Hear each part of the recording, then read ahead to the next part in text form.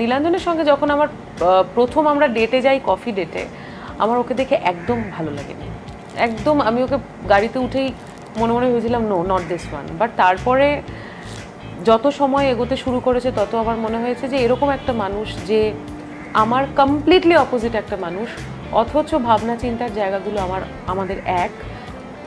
এবং আমি তো এটা মনে করি নীলাঞ্জনের সঙ্গে আমার রিলেশনশিপ হওয়ার পরে, আমার বন্ধুরাও এটা বলে, তোরাও এটা বলিস, যে আমি অনেক স্থিতধী হয়েছি, আমি অনেক বেশি ফোকাসড হয়েছি, আমি যোগা শুরু করেছি, আমি বিভিন্ন রকম ক্রাফটের মধ্যে দিয়ে নিজেকে এগিয়ে নিয়ে যাচ্ছি। সেটার জন্য নীলাঞ্জনের একটা অবদান আছে।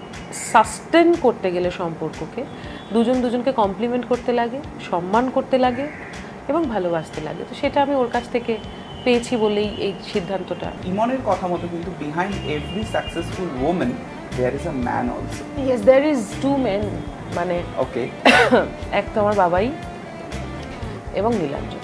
ছোটবেলা থেকে বাবা বা মা আমাকে আর আমার ভাইকে একটা জিনিস বলেছে যে জাস্ট কিপ ওয়ার্কিং, মানে idol mind is a Devil's workshop. একদম এটাতে আমি পিওর বিশ্বাস করি, বুঝতে পেরেছি। এবং যার যেটা কাজ সে সেই কাজটা যেন করতে পারে, আরও ভালো করে করতে পারে। আমি আগের দিনে ওকে বলছিলাম, আমি যদি হেল্প না করতে পারি আমি হাত জোর করে সরে দাঁড়াবো, যদি মনে হয় যে কোনো কিছু করে হেল্প করতে পারি তাহলে সেটা করলাম, অ্যান্ড ভাইস ভার্সা, মানে এভাবেই তো সেইভাবেই হয়, and that is how it is working. হঠাৎ করে জাকিরজির সঙ্গে দেখা হলো একটা অনুষ্ঠানে, তো আমি ওনাকে নমস্কার করতে গেলাম এবং উনি আমার হাতটা ধরলেন। হ্যাঁ, মানে ওস্তাদ জাকির হোসেন আমার হাত ধরেছেন যে বহুত আচ্ছা লাগা আপসে মিলকে।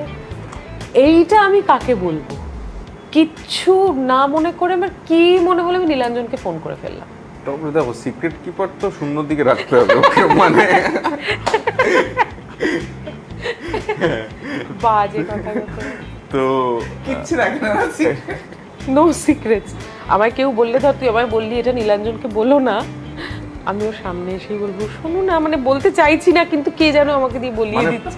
পরের অনুষ্ঠানটাতে তুমি এই পর্দাটা সরিয়ে ওকে রাখতে পারো, মানে একদম এরকমই ট্রান্সপারেন্ট। তো নেভার হ্যাভ আই এভার রাগের মাথায় ইন্টেনশনালি একে অপরের উইক পয়েন্টস গুলো তুলে কথা বলেছিলাম। তুমি জাস্ট একটা খাওনি কিন্তু। সুতরাং এই গেমে লেস কন্ট্রোভার্সিয়াল পারসন হচ্ছে নীলাঞ্জন। সেটা মিথ্যে, সেটা উপর থেকে সব ভেঙে ভেঙে পড়ে যাচ্ছে, মিথ্যে। যা যা প্ল্যানিং রয়েছে জগন্নাথের কাছে প্রার্থনা করবো সব যাতে সাকসেসফুল হয়, আর আমার একটা ভালো ভাইয়ের বউ আসুক, খুব তাড়াতাড়ি আমার ভাইয়ের একটা বিয়ে হোক, সেটাও আমি চাই।